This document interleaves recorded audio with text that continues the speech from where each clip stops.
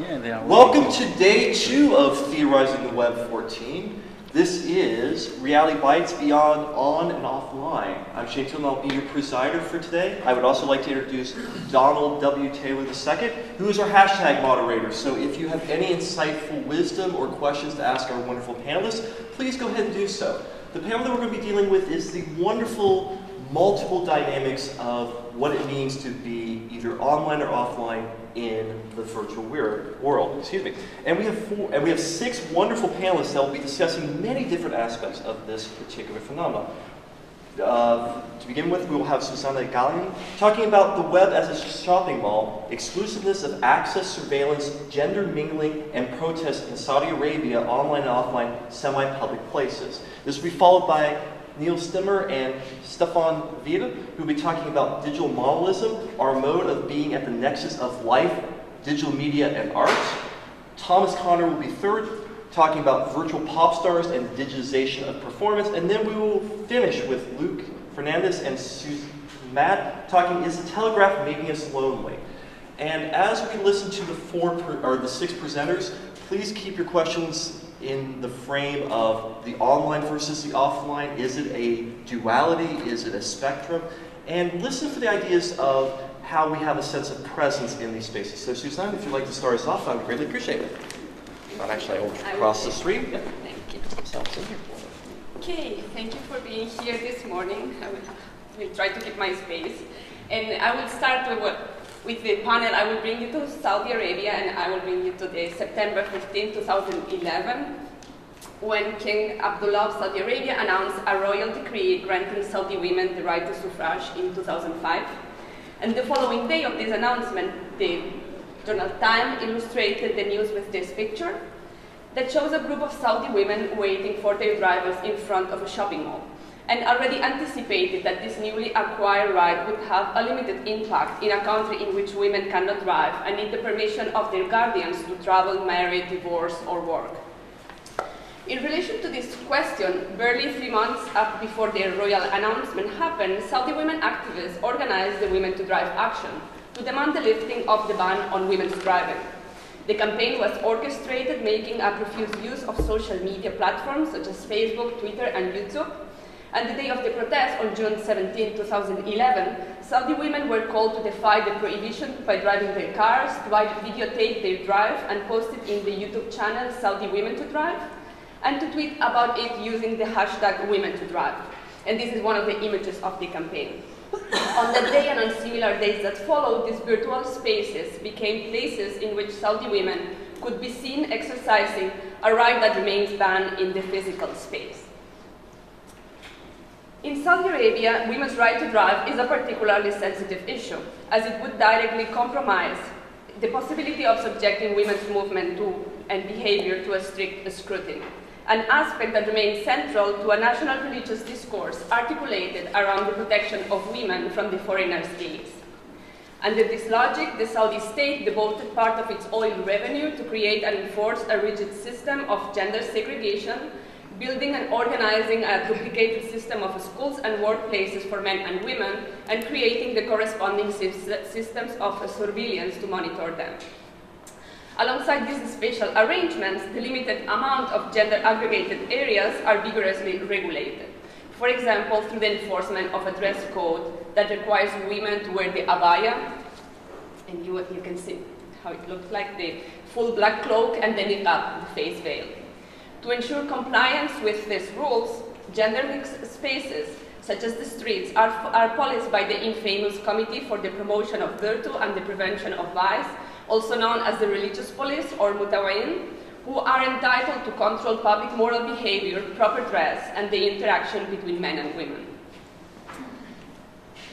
As a counterpoint to these physical constraints, the introduction of the internet in Saudi Arabia in 1994 and its generalization in 1999 opened a new avenue for social interaction and activism, especially since the mid-2000s, when Web 2.0 and social media platforms became progressively available in the kingdom. Saudi women have used the blogosphere and later YouTube and other digital platforms as social and discursive spaces to communicate, share their grievances, express dissent, and perform politics. In particular, the virtual medium has enabled them to overcome the restrictions imposed on women's movement and gender mixing among unrelated individuals in the kingdom, and to bridge the geographical and social distance that separates them from like-minded people of all genders. But the internet in Saudi Arabia is far from being an inclusive and radical space for social interaction and political participation. In terms of accessibility, cyberspace is a publicly accessible yet exclusive space in the kingdom. Internet usage is not homogeneously distributed, and its patterns of use are gender as well as age, class, and region specific. Even though unofficial statistics estimate a widespread use of this technology among the genders, the fact that Saudi women do not usually access the internet from public connection points such as cybercafes suggests that only those who can afford a computer or a cell phone with internet access may be able to browse the web regularly.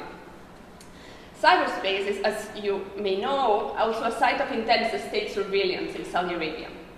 The department responsible for providing internet services in the kingdom filters the net and blocks pages that are considered harmful for society. According to the OpenNet initiative, this includes web pages that discuss reformist, oppositional, human rights, women's rights, LGBTQ, and family planning issues, as well as sites that provide information on Christianity and Shia Islam.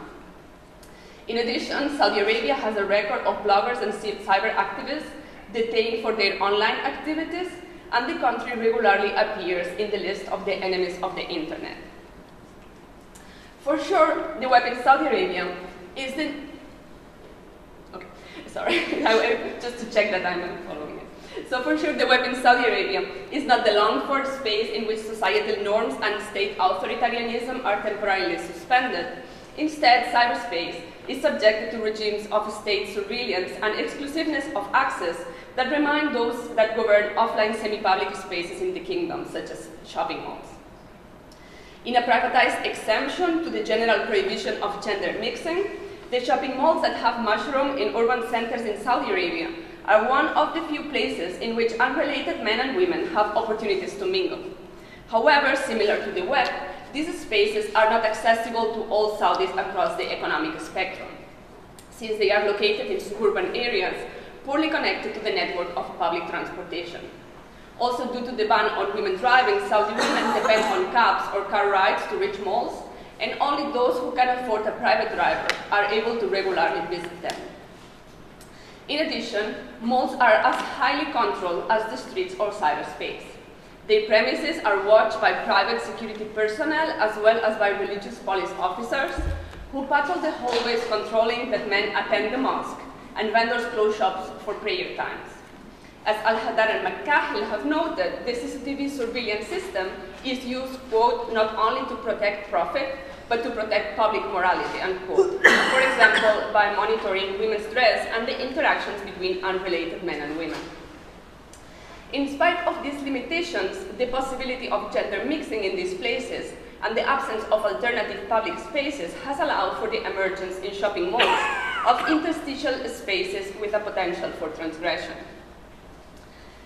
Initially conceptualized by the architect Aldo van Eyck in 1961 as, quote, a place, and here I quote, but in the slide, a place of two spatial programs often indicating a meeting of private and public spaces, these in-between spaces have been further theorized as a small space of struggle, in which potentially new and atypical performances can be enacted. Far from being an empty, passive space, the interstice is for movi briganti, and I quote, an active component, unquote, in the dynamics of power and resistance. It is in this space where, for Carhol, quote, new territorial associations, appropriations, and tactics, unquote, are produced, existing hierarchies are challenged, and transformative and transgressive practices emerge. But can we find these productive spaces in malls? Judging from the academic literature, we would be inclined to argue against it. For Marc Auger, for example, shopping malls are non-places that create, quote, neither singular identity nor relations, only solitude and similitude, unquote.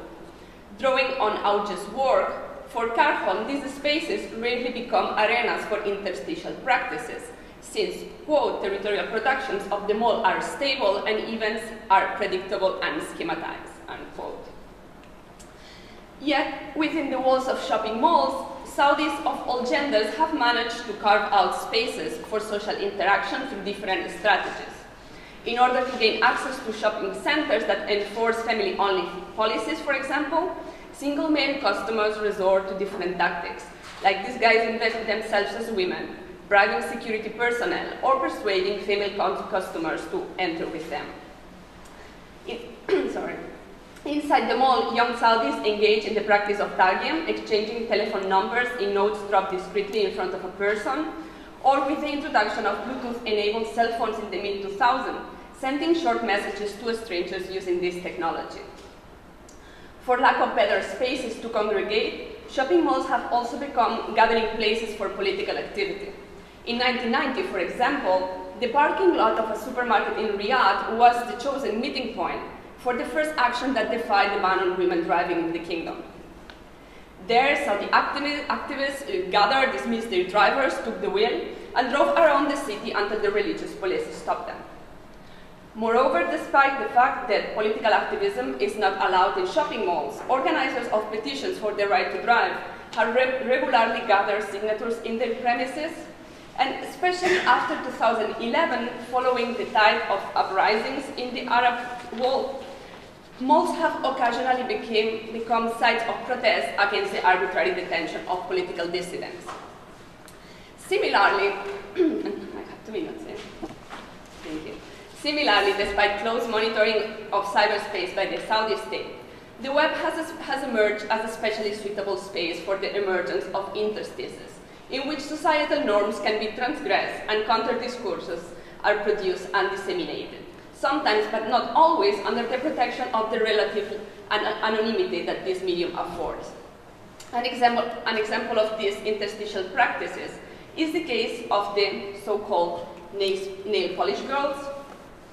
Just to give you some context, on May 23rd, 2012, a Saudi woman was harassed by the religious police in a shopping mall for wearing nail polish.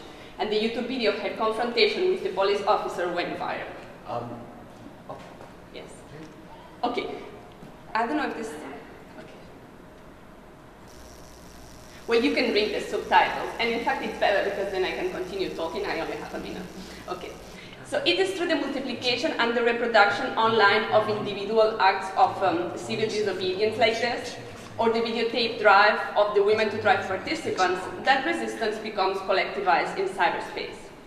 These scattered examples of defiance can be identified as part of what Asaf Bayat has called non-movements, acts of everyday resistance in which, quote, the element of ordinariness makes the movement virtually irrepressible, unquote, while allowing women, quote, to win ground incrementally without seeming to constitute a threat, unquote. Taking advantage of the gray area that results from the blurring of the boundaries between the individual and the collective, the private and the public, the personal and the political, and the physical and the virtual in these in-between spaces, Saudi women create fissures in the state-repressed and gender-segregated public space, and crack openings in which collective action can unfold. Thank you. For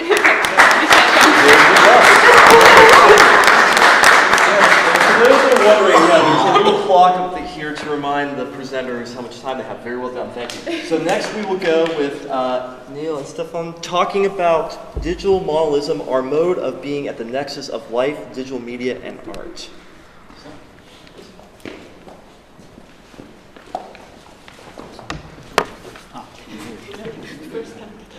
Well, it's okay. The timer is on. Yes.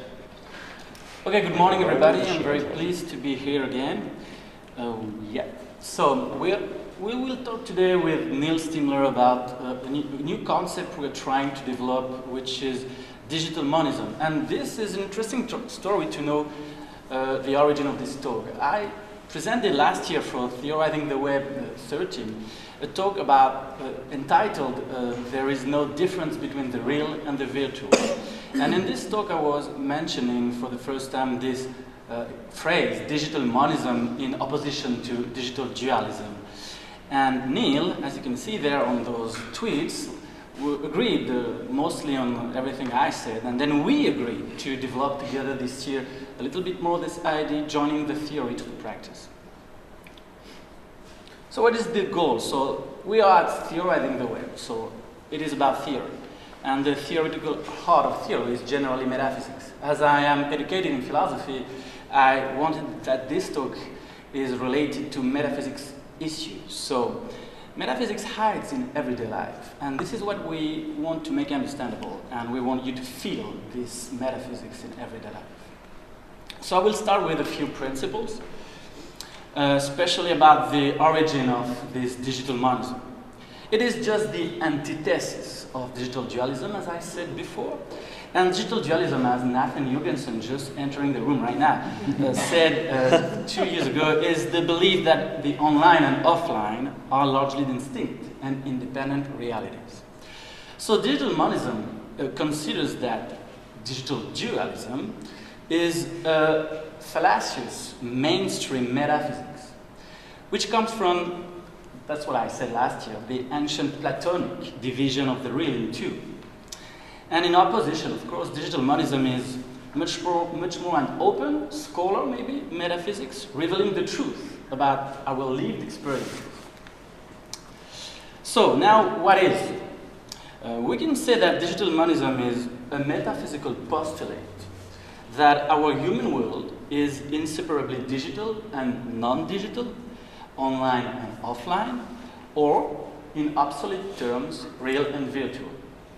So when you're a digital monist, you cannot remove the online part of your experiences from the offline part of it. It is inseparable.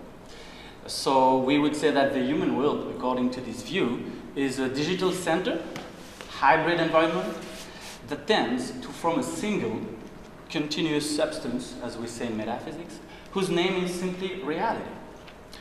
So what about the relation with that and what is usually called augmented reality?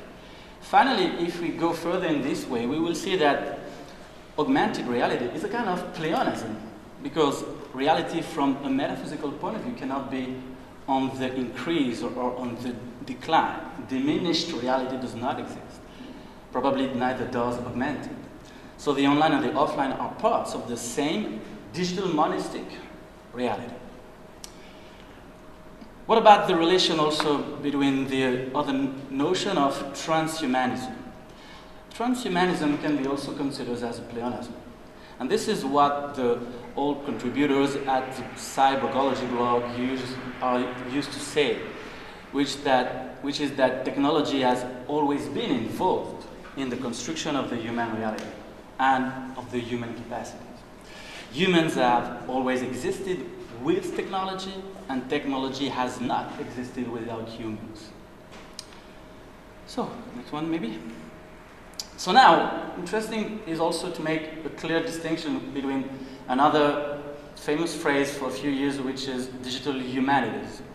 Digital humanities is a matter of knowledge. It is about digitally engaged knowledge production, teaching, publication.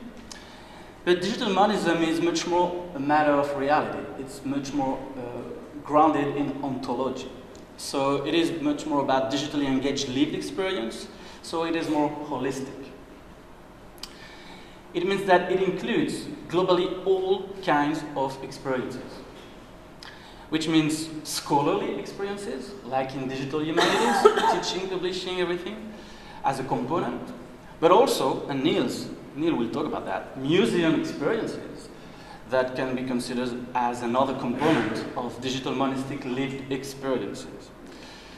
So what's the past, the present, the future of that? We can say that digital monism has been slowly emerging as a new paradigm for the last 10 years, and for a few years we are trying to theorize it. And the critic of digital dualism by Nathan was maybe the first step of that. So we are slowly awakening to digital monism since we stopped believing in digital dualism. So we must help people to recognize it. Being aware of it will help us to build new, innovative, lived experiences in concordance with the digital native needs and ideas. So now I let Neal continue this talk. Thank you, Stéphane. Oops, this one. Yeah. Great. So similar. Yeah. So today I'm going to be talking about scenarios of practice. So after I met Stéphane last year, we continued a correspondence, and we were thinking about how can we demonstrate that we are actually living in a digital monist reality. And so being inspired by Fluxus and also the museum experience, and we'll throw in a little piece here this morning in just a few minutes with some call and response, we are going to actually practice our digital monistic reality this morning. So, but first, what are scenarios of practice? They're constructive processes that design our reality. They include the actions, the platforms, applications, and roles used. They're most often recognized and demonstrated through wearable and mobile technologies, and they are especially apparent to me when I'm engaged in the museum. So the importance of action is thinking about design. So when we use the actions of a scenario of practice, we're designing our reality, we're making it. And we embody these different roles as researcher, designer, and learner, and community member throughout that process. And scenarios of practice are performative. It's a progression that's reflexive, not exhaustive. So there's a constant feedback and understanding of all those various actions. And so this is an example of a scenario of practice. It's abstracted from engagements that we use with applications every day, like Twitter or text messaging. So I'll read one now to you as an example, and it's also inspired by a performance score, a Fluxus performance score, so that anybody can perform this action. So the designer becomes conscious of a need to communicate, selects a messaging application, selects a recipient, speaks, types message text, deletes, cancels autocorrect from text voice recognition software, retypes, speaks message text, reviews intention, recipient, text, context, and meaning, sends message, awaits reply, awaits reply, awaits reply, responds. So this is an example of a scenario of practice that we all do every day throughout the day. Next, okay. So now this is where I'm going to ask you, members of the physical audience and those online, to join me. If you wouldn't mind standing up with your phones.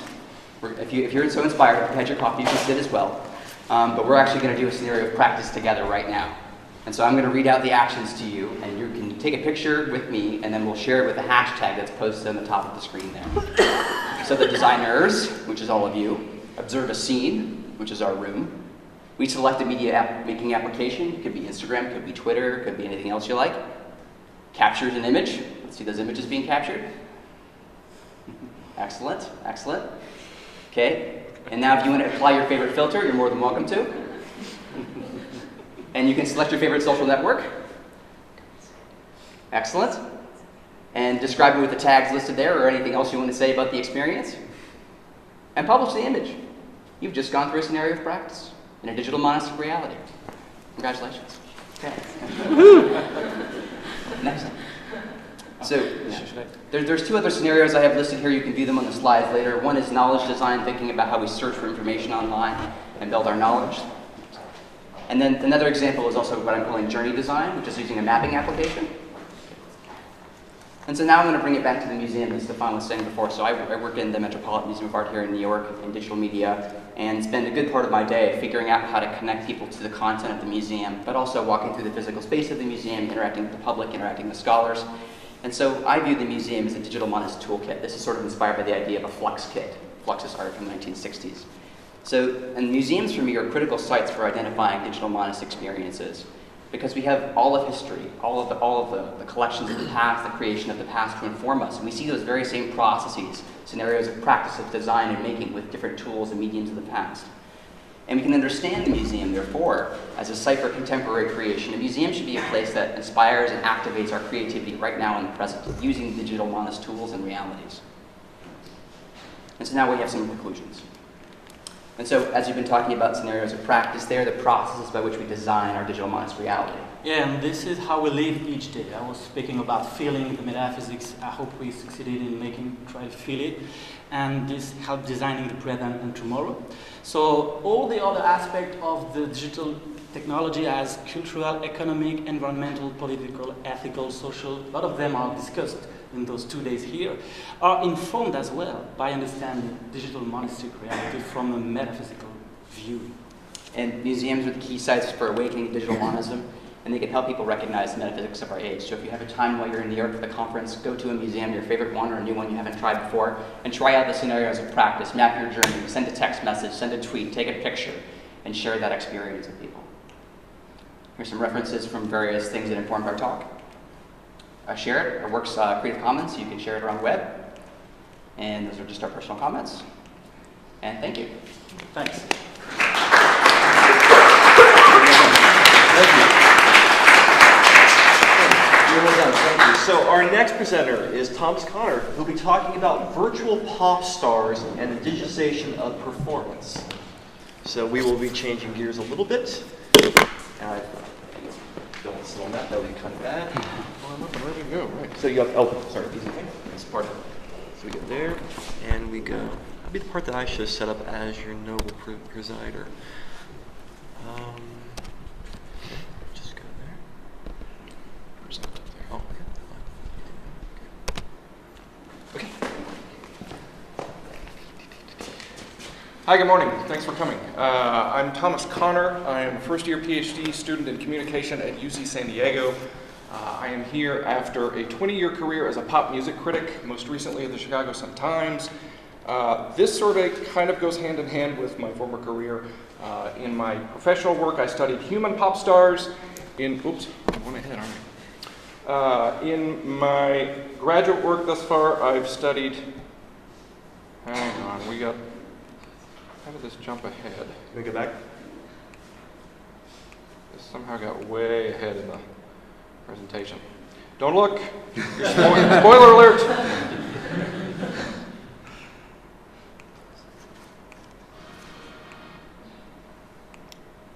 Yowza. All right. Professional work, I studied human pop stars. In my graduate work thus far, I've studied virtual pop stars. That is, singers who are virtual.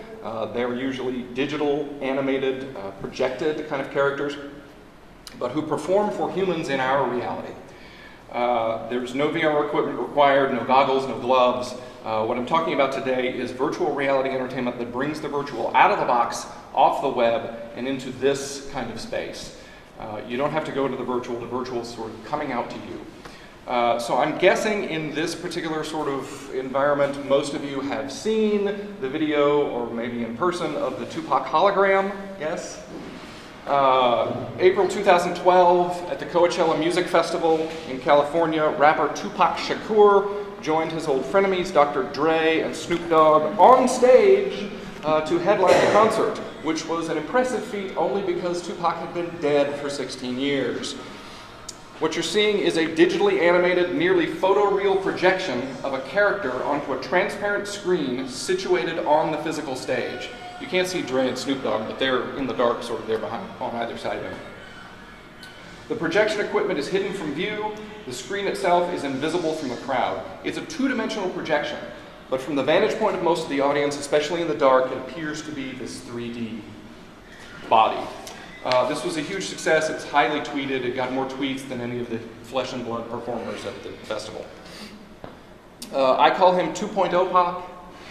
I didn't coin that. I didn't coin that. But it became known as the Tupac hologram, though it is not a hologram. It is an illusion of a hologram. Technology is not yet to the point where we can project a coherent three-dimensional image into thin air, into a kind of targeted physical space like the Princess Leia message. But it's actually getting close, and I'll talk about that at the very end. This diagram shows the setup for 2.0 Pac. I can discuss it in detail later if you're interested. It's basically a digital upgrade of a 19th century theater illusion called Pepper's Ghost. You may have heard about other uses of this technology since. Last summer, 2 other rappers were resurrected on stage, Eazy-E and ODB. The same basic tech is being used to bring Michael Jackson back to life in a Cirque du Soleil show now running in Vegas.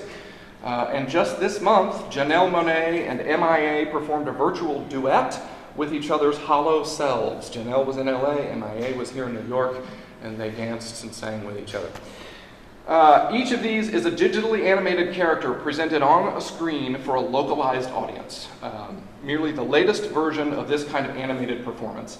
My study involved interviews with designers of these presentations and examined them through theories from visual communication, robotics design, performance studies, and augmented reality tech. And it included a whole history of these animated characters and their various degrees of virtuality. Today, these characters are being trotted out onto physical stages, but they've existed far longer within other media, namely television. The first widely successful telepresent virtual performers were these guys. You know Alvin and the Chipmunks. Created in 1958 through a simple tape recording gimmick.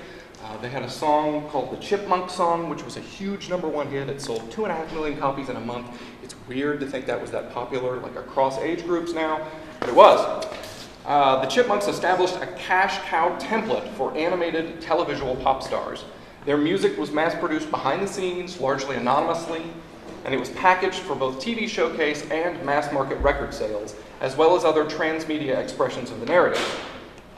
But they also established two aspects that would remain hallmarks for virtual music performers for several decades.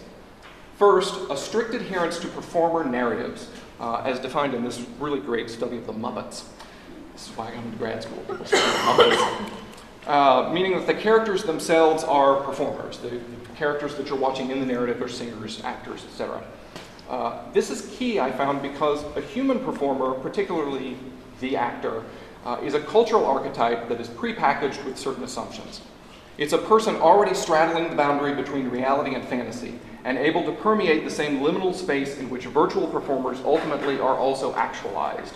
So if animated characters first claim to be showfolk, then they've taken a first step toward a shade of virtuality that humanity is already comfortable with. Secondly, nearly all virtual pop stars before 2.0 POC have honed to a philosophy of design that reins their visual depictions well short of the uncanny valley. And I can go into more detail on this later. This is Maury's theory of the uncanny valley.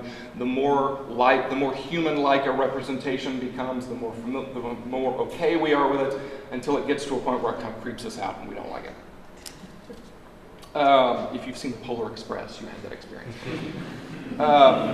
So with the template and its earning potential established from the 1960s onward, Saturday morning television especially became a racket of animated bands. This is pretty much my childhood up here.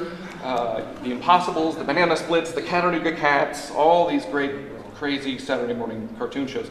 The Archies were the most popular. 1969, a year we might assume was like the height of protest music in America. But no, the #1 song was Sugar Sugar by a cartoon band.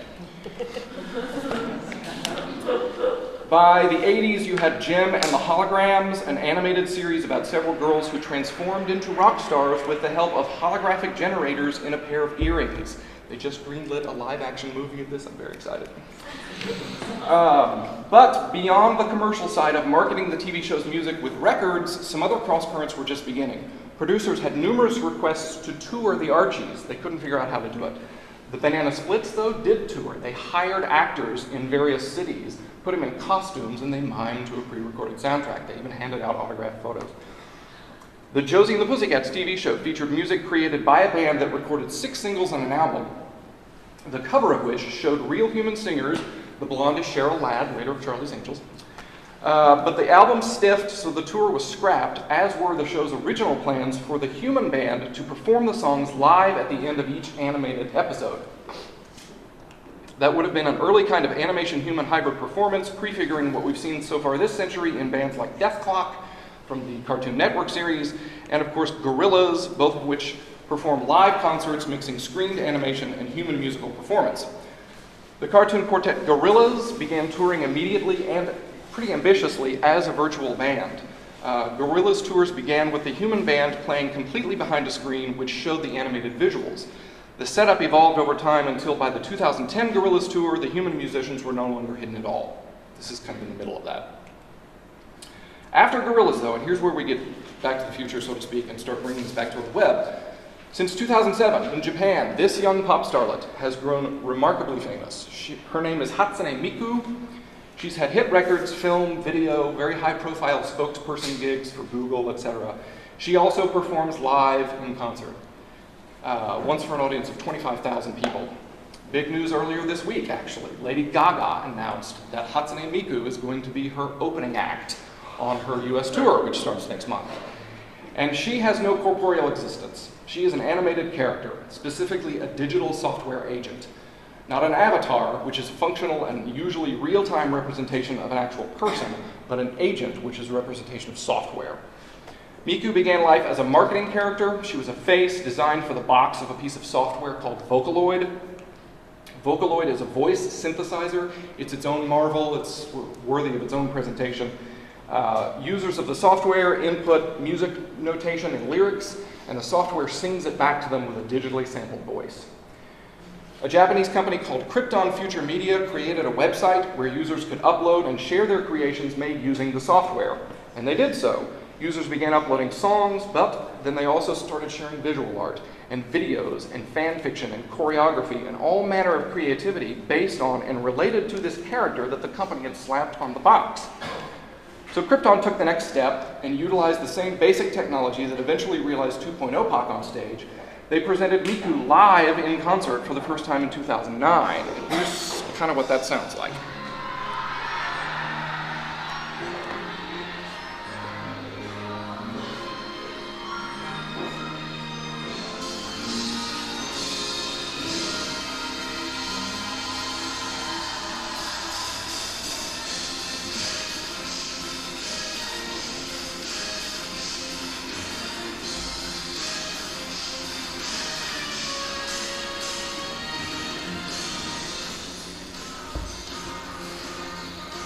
Human audience. It's a human band. All the musicians are humans. The singer is digital. And projected, you can see the projection from behind.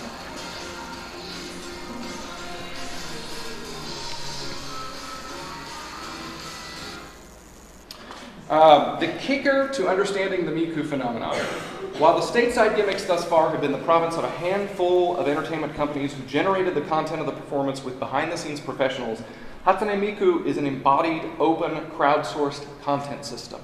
The content website that I mentioned, the Krypton company plucks songs from those fan contributions and uses them for every one of Miku's performances. So there's no Svengali, there's no brill-building cache of professional songwriters generating her content. Everything she performs on record and every song she sings and dances in concert is the creative product of fans connecting with each other and with a very potent commercial outlet via the web. It's yet another example at this conference of free online labor. And Alex Levitt was at this conference. I think he's gone now, but he is literally writing a book about this kind of open source creativity.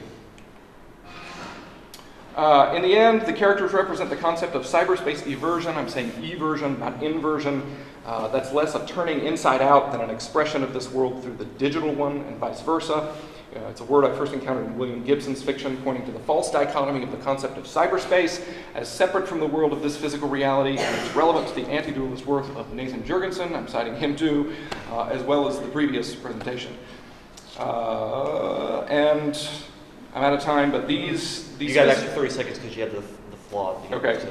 These physically simulated digital performers are ambassadors of the screenless, intrusive, cyber-physical entertainment to come. It actually looks pretty promising that we'll get to something like a Princess Leia hologram one of these days.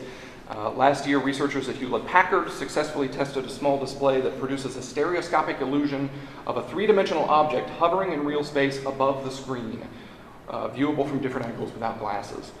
The director of MIT's Media Lab claimed in 2012 that a display system, quote, about the size that will fit inside an R2-D2, would be testable within a year, and then last year the lab successfully transmitted the performance captured 3D image of an MIT student dressed as, of course, Princess Leia. The red lines over here is what's being projected. They did this over the web, actually, and it's very crude, but it's a first step. So several other companies are working on this kind of tech that could have web-based, commercial, and or collaborative entertainment, dancing in midair above our smartphones and our digital watches and even our dining tables before very long. Tons to talk about through this. Thank you very much. Thank you. You're welcome. As a side note, if you check out YouTube to children's reaction to, I'm not going to pronounce her name correctly. Yeah, there's a great video on YouTube about kids watching videos of Hatsune Miku and responding to it, going, what? So, we are going to conclude this wonderful panel with Luke Fernandez and Susan Matt. Is the Telegraph making us lonely? So, or whoever's going to. Okay. All right, very good.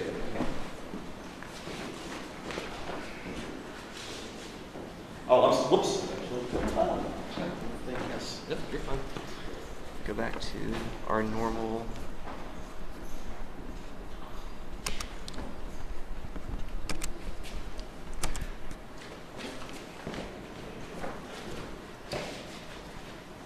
One of the challenges, of course, of giving any presentation is imagining your audience. And I I think I probably imagined it correctly here, that I think we're all probably, pretty much all, no doubt aware of the attention that pundits have devoted to the question of whether social media is causing us to be lonely. But just by way of short review, much of the current debate emerged in response to a 2012 Atlantic article by Stephen Marsh titled, "Is Facebook Making Us Lonely?" Marsh's article was inspired by Yvette Vickers, pictured here, who had died alone in her Los Angeles home in 2010, but whose body wasn't discovered until many months later. In the years before her death, Vickers had withdrawn from family and friends and had conducted most of her social life with remote bands via internet sites. Marsh argued that Vickers' death was emblematic of a larger cultural malaise in American society, or at least that's the way his article was read. Either social media was making us lonely, or, as may have been the case with Vickers, we were making ourselves lonely by adopting it. Now, it received a lot of press, but then a lot of sociologists, eminent sociologists, contested Marsh's claims, including Eric Kleinenberg, Claude Fisher, and our very own Zeynep, who presented last night, who all contested Stephen Marsh's claim, saying pretty much that the internet wasn't making us lonely after all. And so while much of this, the debate between Stephen Marsh and these sociologists is focused on whether loneliness has increased or decreased in recent years, we think that a clear answer to that question is predicated first on asking whether the social experience and meaning of loneliness has held steady over time. We need to know some of these we want to ask some of these questions. What did it mean and feel like to be lonely in the American past? And is that the same experience that Americans are having today? These questions spring naturally from our disciplinary backgrounds. I'm a political theorist turned a software developer, but more relevantly, my co-presenter is a historian of emotions. This latter discipline is especially relevant since historians of emotions believe that emotions are shaped in part by cultural and economic conditions. They don't take it as a given that emotions are static over time. And it's the argument of this presentation that this malleability holds true for loneliness as well. We can only truly understand how technology is affecting loneliness if we grasp the changing nature of loneliness itself and what follows an attempt to explore that issue. Oh, yeah, I still have a lot more here. It's all right. One preliminary way of examining this is, of course, generating a Google engram of loneliness. The trend here, I think, is fairly obvious. You can see that peak there it really rises pretty precipitously between 1960 and 1980. A lot of sociologists, including David Reisman, Putnam, have argued that the post-war suburbanization, people sort of having longer commutes, sitting in their basements watching Gilligan's Island, like living a lot more sort of physically isolated existences. And as a result of that, we were dealing with the issue of loneliness. And while that explanation has a lot of traction, I mean, everyone puts a lot of truck in Putnam. We think that it was also, to some extent, that loneliness, the talk about loneliness, was driven by businesses that had a commercial interest in heightening the feeling of loneliness, as we'll explain in a few minutes. Just as interesting as the spike in loneliness is the actual lack of interest of it in the 19th century. And that's what I want to talk about as a historian. We think there may have been fewer discussions of loneliness in the 19th century because more individuals expected to be lonely. It was just the norm. As one religious author explained, all humans lived in what he called, quote, the land of loneliness. We are each of us born there. Everyone in the world by nature belongs to it. And the strangeness of it is that though there are millions of people living on Earth, each soul is a solitary soul. And here are some pictures of loneliness books, and there are a whole bunch of them written by religious authors who basically said loneliness is part of the human condition, the cure is God, or religion, or death, and death was supposed to kind of bring you into communion with the divine, which is what you've been longing for all along. Meanwhile, while you were alive, people expected to be lonely and to know relatively few people. Certainly they didn't expect to be connected to people all across the nation, much less all across the globe. According to one source, the average number of contacts people had with others, even after the advent of the telegraph and the telephone, was rather small. And this shows the interval between, say, getting a cablegram. So you get one cablegram every 14 years, 3 months, and 14 days in 1907, and the rate improves, so to speak, 20 years later. But it's still pretty uncommon to have that many contacts. Because the imperative to connect far and wide had not yet taken hold in America. One might expect that given the scarcity of these long-distance messages and interactions, communities would long for them and would welcome new technologies that promise to connect them with distant friends and family. But this was not always the case. For instance, in the early days of the telegraph, a significant number of Americans found it to be at best irrelevant to their lives and at worst threatening, and they resented its intrusion into their lives. And we have lots of accounts of pioneers, like one in Iowa, who was annoyed by the humming of the wire on the telegraph pole, and he seized his axe on a night when there was high wind, and after an hour or more of hard chopping, laid the telegraph mast low. Although the crusty pioneer was no doubt isolated, he did not see the telegraph as the solution to his condition. And there are lots more accounts of pioneers and all sorts of 19th century Americans chopping down telegraph wires. Some believe the wires were transmitting cholera germs and explained the cholera epidemic of 1849 by the advent of the telegraph. Some ministers believed the telegraph was bringing immorality into their community and flouting divine plans, so they chopped them down. As a result, one observer claimed that 19th century Americans were temperamentally not yet ready for the telegraph. That temperamental unreadiness, however, may not have been a sign of backwardness so much as a sign of contentment with the status quo. These communities were isolated, but in their resonant size, this may have been an advantage. Their known social world was largely intact, not scattered. Those with close relationships and strong communities felt the need for the telegraph. The people they wanted to talk with were in their immediate neighborhoods. This impatience with the telegraph may explain why Native Americans took down telegraph poles and more importantly, wires, and built this bridge. The people they wanted to connect to were across the river, not thousands of miles away, and the telegraph wires were much more useful in a bridge than on poles. To these men and women, the idea that one needed a multitude of contacts across the world was foreign and somewhat unfathomable.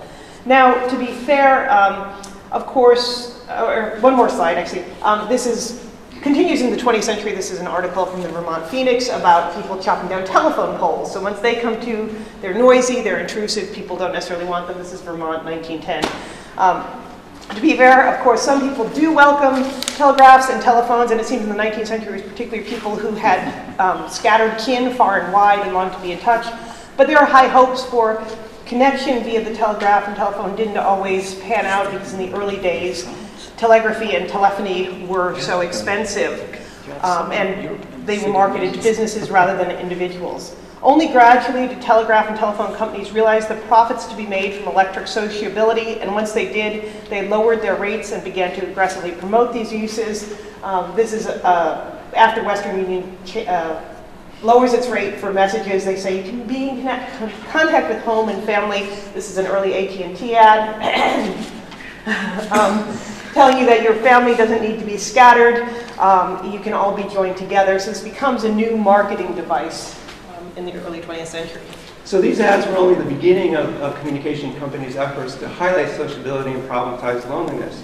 By the late 20th century, taglines like reach out and touch someone were well known to most Americans and closely associated with the purpose of the phone. Ads suggesting that those who received no phone calls would be lonely made good business sense, and you're probably less familiar with this one. Telephone companies were not alone in exploiting these emotions. For example, in The End of Solitude, an article by William Dershowitz, he's argued that television companies purposefully cultivated feelings of boredom in the viewers in order to encourage people to watch more television. And likewise, we think that social media companies may be cultivating feelings of loneliness in their clients in order to impel greater participation on their sites. We're sort of in the beginnings of our investigations here, but some indirect evidence that this may be happening is suggested by the acronym FOMO, which was only coined in the early 21st century. And ordinarily, you probably wouldn't associate this with loneliness, and you're probably experiencing a little FOMO right now as you're thinking about presentation in the next room, right? But you know, understood just slightly differently, we can think of the acronym as something that signals an anxiety about potential loneliness, a fear of social exclusion, of being left alone at the margins of social life. And if nothing else, the emergence of the acronym suggests that something is changing in the way we experience loneliness and aloneness. The words that we are using to describe it are shifting underfoot. While the words may be changing, loneliness has always been with us. Telecommunication companies did not create it. However, Americans' increasing embrace of technology, as well as corporate publicity celebrating its social potential, certainly have changed expectations about how social one should be and revised notions of what it means to be lonely. In this new network era, one is never supposed to feel alone, disconnected, or solitary, while in the 19th century, loneliness was considered a fundamental part of the human condition. Today, if one is to believe Mark Zuckerberg, connectivity in the absence of loneliness is a basic human right. Similarly, Oprah has recently teamed up with Skype to promote social interaction and has actually overtly pathologized loneliness, casting as a silent killer that threatens at least 1/5 of the American population. These corporate alliances, Oprah with Skype, Facebook with other companies involved in Internet.org in that previous slide, are suggestive of what is happening to loneliness, for the motion or the mere threat of it means big business for telecommunications companies in the age of online connectivity. So just to circulate back, to revisit the question that we started with in the beginning of this presentation, is Facebook making us lonely? Or did the telegraph or the telephone make us lonely? Those questions are often dismissed as so much link bait or as moral panics aimed at delegitimizing and marginalizing online activity. The story we're telling about loneliness is a little different. Using Facebook and other social media probably doesn't make us lonelier. However, the corporate promoters of social media are making us worry more about loneliness in the interest of selling us a solution to it.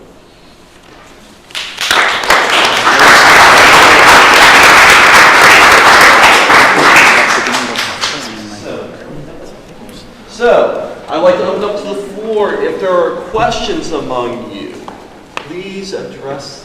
If we have a microphone that will be right there, that should be able to pick things up. So, any questions from the floor? Yes, please, Brian. Oh, yeah. Oh, do we need to grab the mic then? Sorry. I'll let you do Brian. This is why I should not touch technical equipment. Yes. Okay. All right.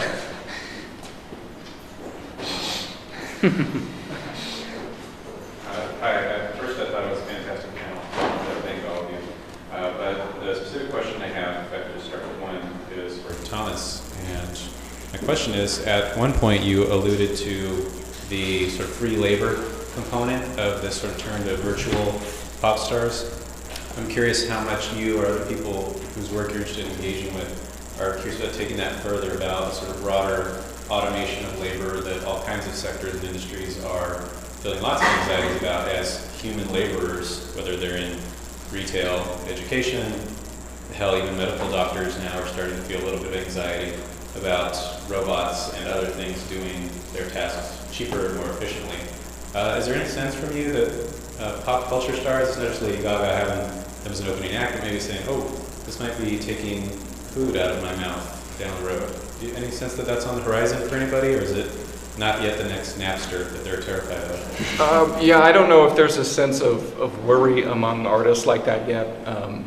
It was intriguing to me because, like you said, I had heard so much about crowdsourcing, and I've read a lot about automation. I was just at a conference a couple of weeks ago for this group called Science for the People that back in the 70s was writing a lot about the fear of automation in all of our work, et cetera.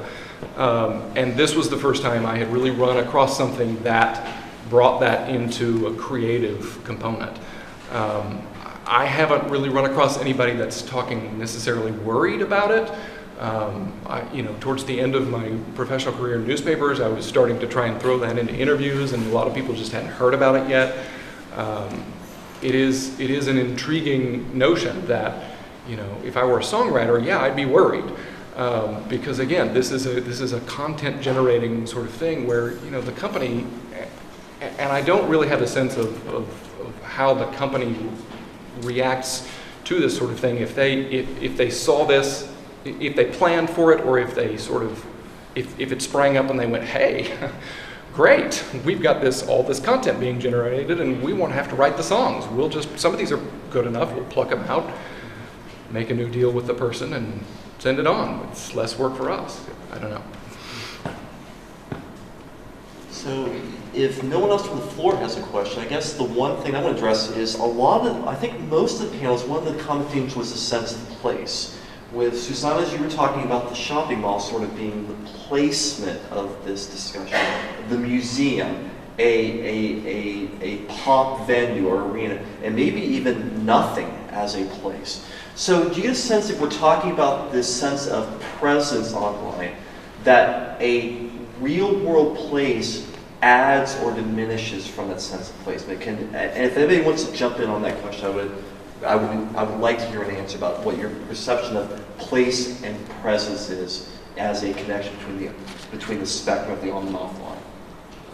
Well, I would say maybe just a word about that, because I think it's a very metaphysical point. Yes, absolutely. I was hoping you would jump in first, yes. And I do think that what we're trying to say, and I think a lot of us showed in different ways the same ideas, that the presence, the feeling of the presence of things, of others, of humans, has changed fundamentally through technology.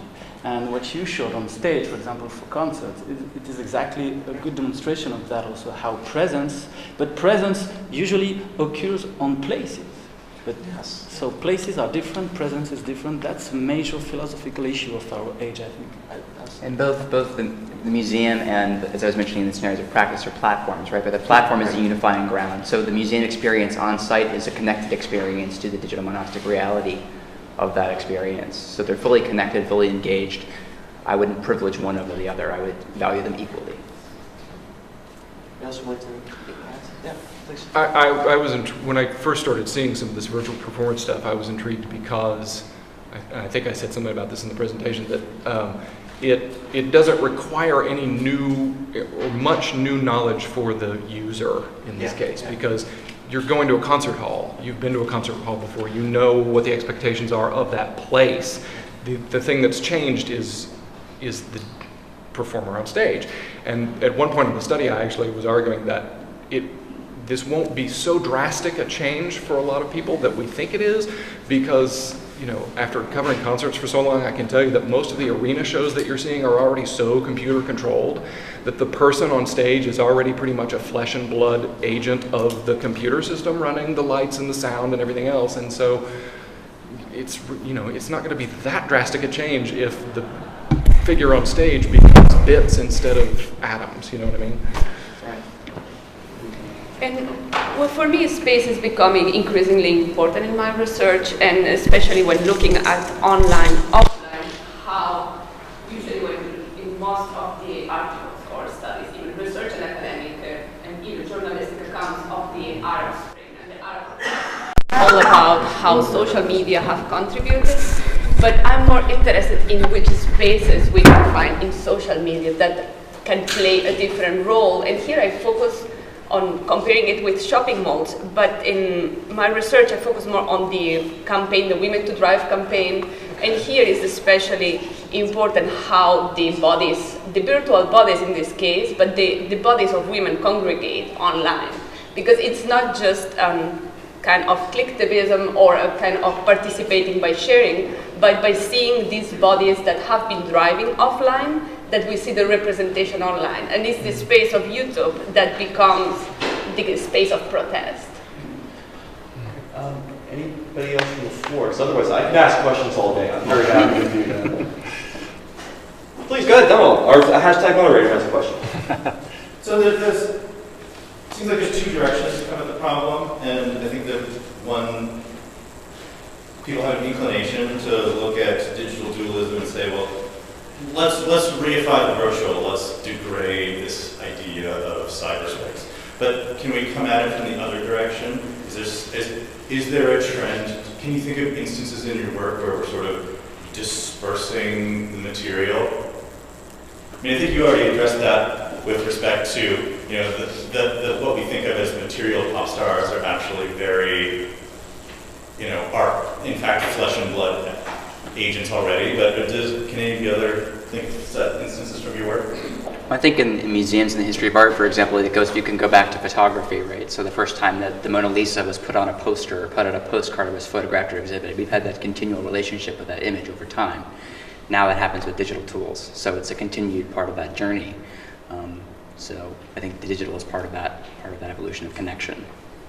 Well, in the evolution of connection, I mean, we can see these people who are protesting the telegraph and the telephone, they don't seem to be quite as worked up about the mail system, which a lot of people call the first big communications revolution of the 19th century when the postal service becomes cheap. People aren't as upset about it, even though it does much the same thing. So in that way, there's kind of a material dispersal.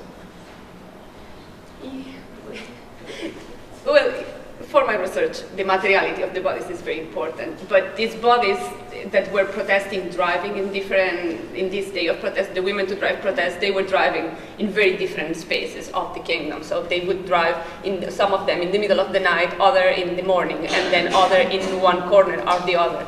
And it's this virtuality, so this space of YouTube allows these bodies to congregate online in a meeting that never existed. So it gives this illusion of a presence that never existed as a collectivity.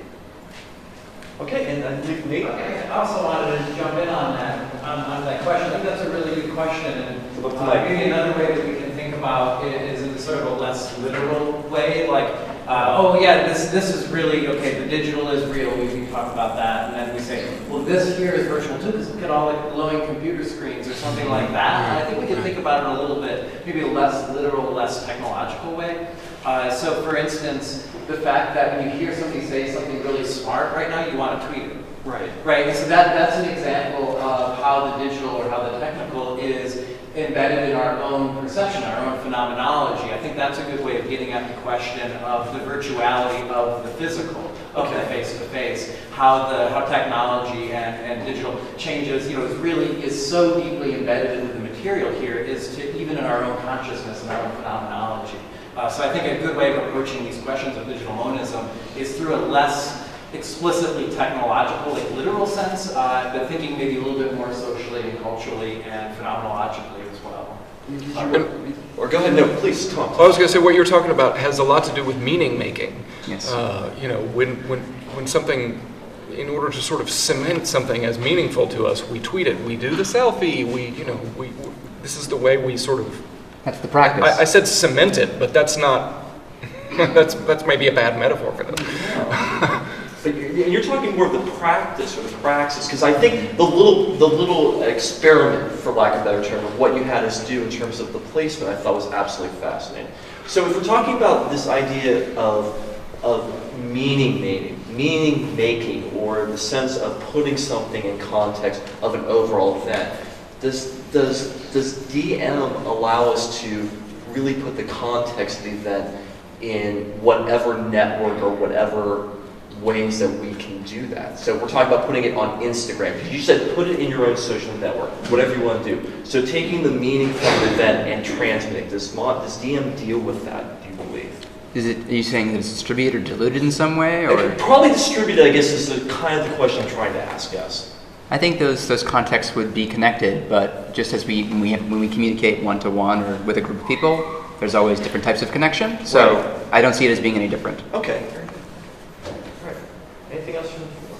Okay. I do have one final question I thought was interesting, and that was the idea of control. Because I know, once again, I'm going to go back to the shopping mall, where the control was not just a sense of social control, but it's clothing, the sense of that you had the religious police following people. So as we get sort of this spectrum of presence, how do you think control is going to factor in? And I want to start with you first, please.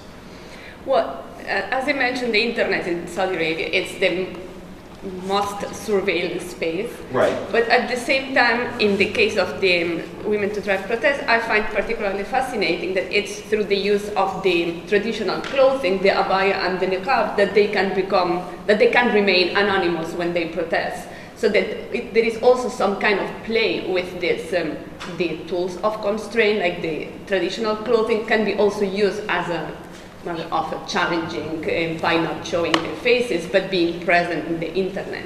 So I think that control is pervasive, but there are always some spaces through which resistance can enter. And there's control even with yours, because where you had people taking control of their land to get rid of telephone or telegraph, so taking sort of personal control. So you see control as part of your argument as well. Yeah, definitely. I mean, people are worried that they're going to lose control of their moral communities if the telegraph comes in or if the telephone comes in, and you never know what messages are going to be transmitted over the telephone or telegraph that might intrude on your, your intact community or what have you. And I wish I had more intelligent question about two in terms of control, but do you see control impacting either one of your arguments?